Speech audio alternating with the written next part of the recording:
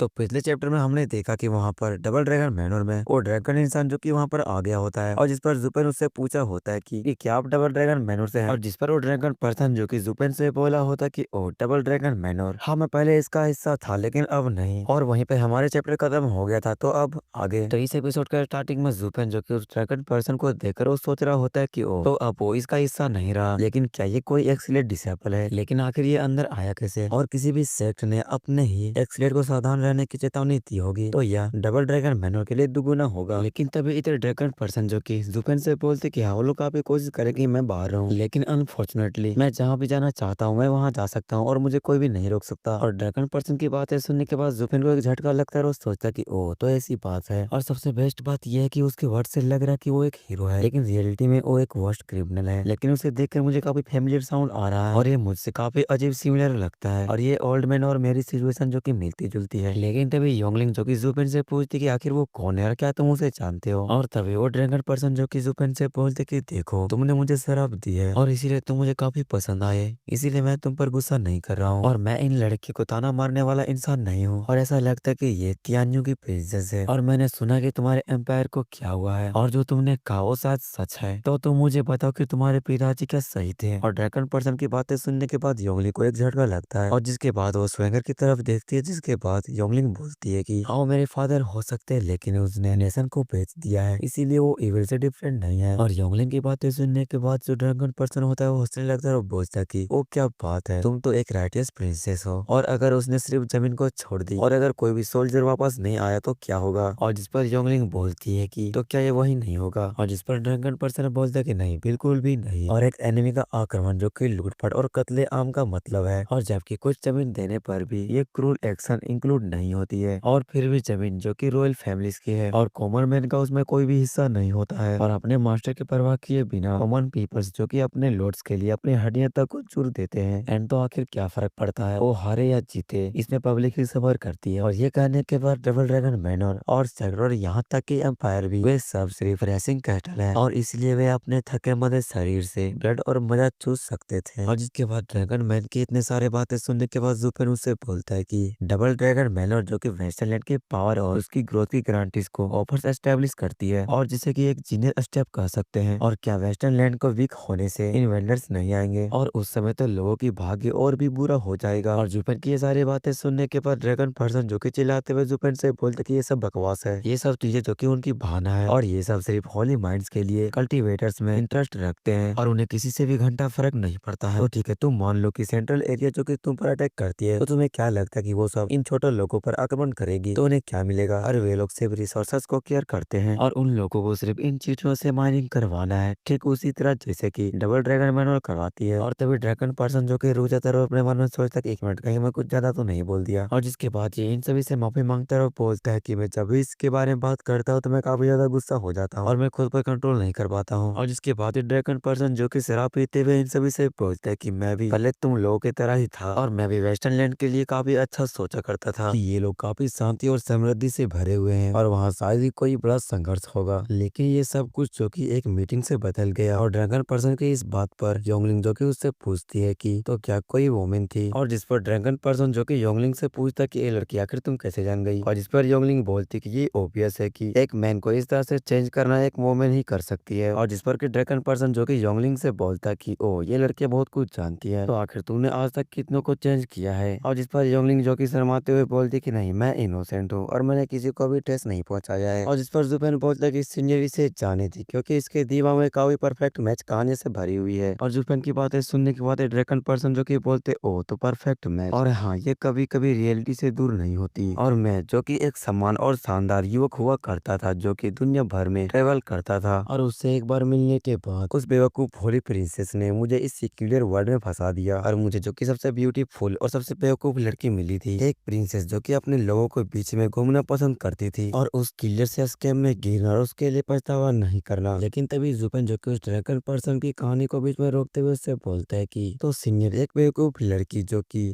Human society के danger से अनजान, सच में वो एक दिन मारी जाएगी। तो इधर ड्रैगन पर्सन जो कि शर्माते हुए जुपेन से बोलता है कि अरे यार आखिर तुम्हारा इरादा क्या है। और देखो वोमेन जो कि एक पानी की तरह होती है और मैंस को कभी कभी उन्हें अपने पास आराम करने के लिए चाहिए होती है, हालांकि कई मौके पर उसके भोलेपन और बेवकूफ रवैये ने मुझे बहुत परेशान कर दिया और मुझे काफी मुसीबत में भी डाल दिया। और अब मैं सोचता हूँ तो इसके लिए कुछ मायने नहीं रखता था और इसमें मेरी कोई गलती नहीं है। मैं काफी अच्छा था, मैं तो बस उसकी बोझ को सिर्फ उठाना चाहता था। और जुपेन जो कि उस ड्रैगन पर्सन की बातें सुनने के बाद वो अपने मन में सोच रहा होता कि सच में यार हम दोनों की स्टोरी काफी सिमिलर लग रही है। और लेकिन तभी ड्रैगन पर्सन जो कि काफी गुस्सा हो जाता है और वो बोलता है कि लेकिन जब मुझे रियलाइज हुआ तो मेरी सारी पावर जो कि लिमिट तक पहुंच गई थी और मैं उन साजिश रचने वाले बूढ़ों से लड़ना चाहता था, फिर भी मैं इसे करने में असमर्थ था। और उस साल उनके पड़ोसी किंगडम ने उसके होमलैंड पर अटैक कर दिया और जिस सेक्ट ने अपनी भलाई का जिम्मेदार लिया था उसने देखा कि जमीनें सुरक्षित है और उन्हें नजरअंदाज कर दिया और बॉर्डर पर रहने वाले लोगों को सफर करने के लिए छोड़ दिया। लेकिन वो जो कि उनके लिए काफी परेशान और चिंता में थी। और मैंने कई बार डबल ड्रैगन मैनर के रूल्स को तोड़ा है, लेकिन एनिमी द्वारा आरोपित किए जाने और दंड पाने के लिए सेक्ट में वापस जाने के लिए मेरे पास सेक्ट में रिटायर जाने के अलावा कोई भी चॉइस नहीं थी। लेकिन मैंने इसकी उम्मीद नहीं की थी। और दोस्तों मैं आप सभी को एक हिडन डिटेल को दिखाता हूँ जो कि है ये, आप इस चित्र को ध्यान से देख लीजिए क्योंकि ये आपके लिए स्पॉइलर है। फिर ये कोई पूरा स्पॉइलर भी नहीं है, मैं बस आपसे पूछना चाहता हूँ कि आखिर ये दोनों पर्सन कौन है। और अगले ही सीन में हम देखते हैं कि लड़की को जो कि मरी पड़ी होती है और उसके सामने वही ड्रैगन पर्सन जो कि खड़ा होता है, जिसके बाद में वो हमें बताता है कि लेकिन मुझे ये नहीं पता था कि ये उसकी आखिरी दिन है। और जिसके बाद वो उस लड़की की बॉडी को अपने बाहों में लेता है और इसी के साथ में ये वाला चैप्टर यहीं पे खत्म हो जाती है। और हाँ, अगर आप लोग यहाँ तक वीडियो को देख चुके हैं तो वीडियो को लाइक और चैनल पर नहीं तो चैनल को सब्सक्राइब जरूर कर दीजिएगा। और अब हम अपने दूसरे चैप्टर की तरफ बढ़ते हैं। इस चैप्टर के स्टार्टिंग में हम योंगलिंग को देखते हैं जो कि ड्रैगन पर्सन की स्टोरी को सुनकर रो रही होती है और उससे बोलती है कि आखिर उसके साथ क्या हुआ। और इधर जुपेन जो कि उसे देखकर वो सोच रहा होता है कि सच में ये लड़की किसी भी स्टोरी पे विश्वास कर लेती है। और जिसके बाद ड्रैगन पर्सन बोलता है कि मेरे जाने के बाद मास्टर माइंड ने अपने रियल प्लान को चालू किया और जब उन लोगों ने बॉर्डर को पूरी तरह से हार्ड किया और तब एक ग्रुप ने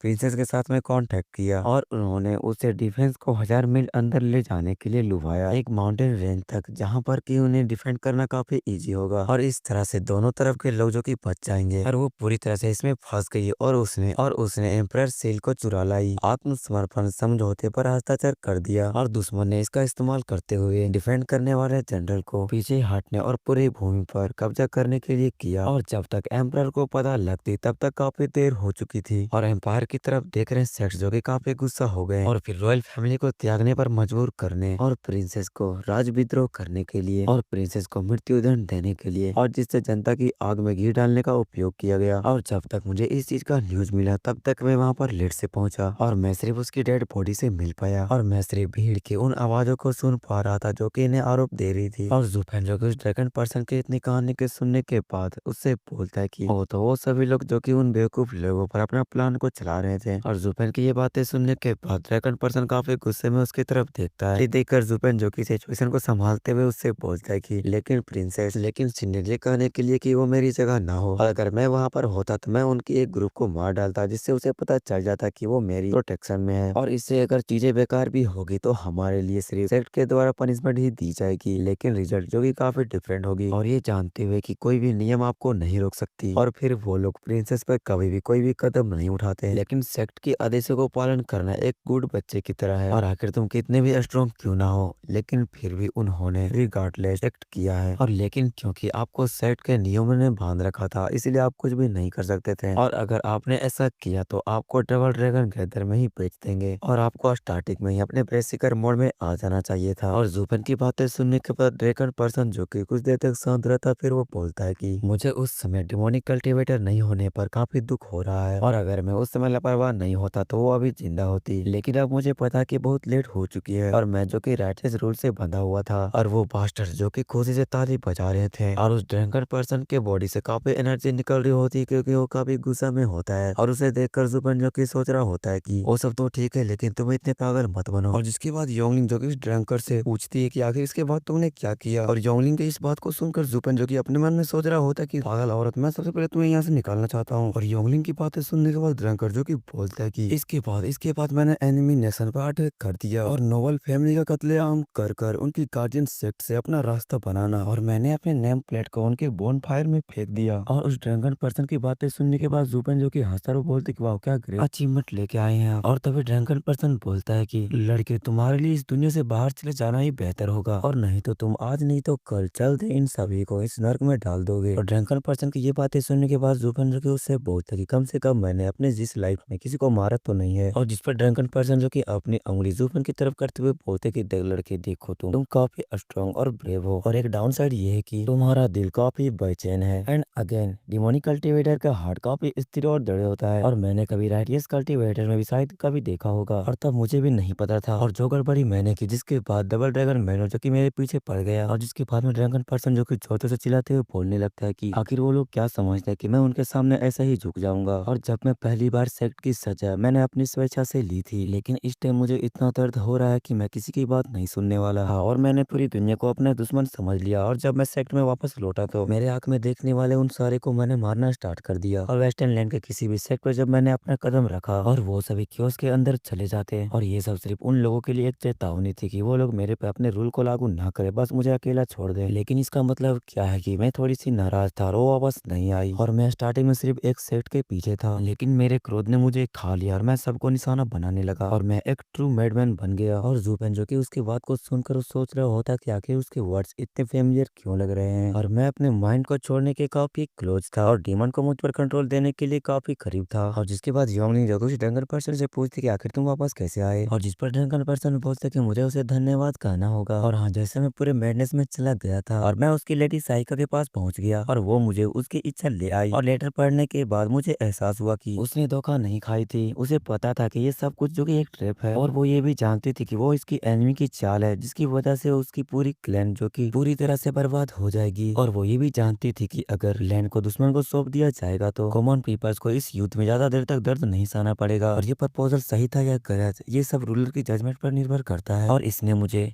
उस समय वापस ले आया जब हमने अपने सपनों के बारे में बात की थी, अर्थ पर शांति के लिए। लेकिन इसे कितने लोग अचीव कर सकते थे, और आइटियस कल्टीवेटर जो कि अपनी सारी चीजें लेते हुए जस्टिस के पीछे छुप जाते थे, और जहाँ वास्तव में वे सभी डीमंस थे। और क्या मुझे उन डिमोनिक कल्टीवेटर के बारे में कुछ करने की जरूरत है? और तुमने कहा कि डबल ड्रैगन मैनर जो कि वेस्टर्न लैंड के पीस के लिए इसे प्रोटेक्ट करती है, लेकिन मैं कहता हूँ कि इसके पीछे कोई मॉरल नहीं है, और जिससे वह गिरोह और पावर प्ले का सिर्फ एक सक्सेसफुल बना रहे हैं। और रिटिल, तुमने कहा था कि उसने अपने एनिमी देश को अपने लैंड को दे दिया, लेकिन राइट योनस के बिना। लेकिन वेस्टर्न लैंड जो कि अभी भी फैलिटी पर है, और जिसके बाद में योगनी जो कि पूछती है आखिर इसमें क्या गलत है, और जब तक लोगों के पास में बेहतर जीवन था, और क्या एम्पायर लोगों को प्रोटेक्ट करने के लिए नहीं होते हैं। और योगनी की बात सुनने के बाद ड्रंकन पर्सन जो कि हंसते हुए बोलता है कि सच में तुम काफी होशियार हो, और कॉमन भलाई के लिए रोना, और तुम उतना ही बेवकूफ हो जितना वो थे, लेकिन तुम दूसरे से काफी स्मार्ट हो, और यहाँ पर कोई ट्रू बेवकूफ है तो वो मैं हूँ। और यहीं पर इस ड्रैगन पर्सन की स्टोरी खत्म होती है, और इसी के साथ में ये वाला चैप्टर यहीं पे खत्म होती है।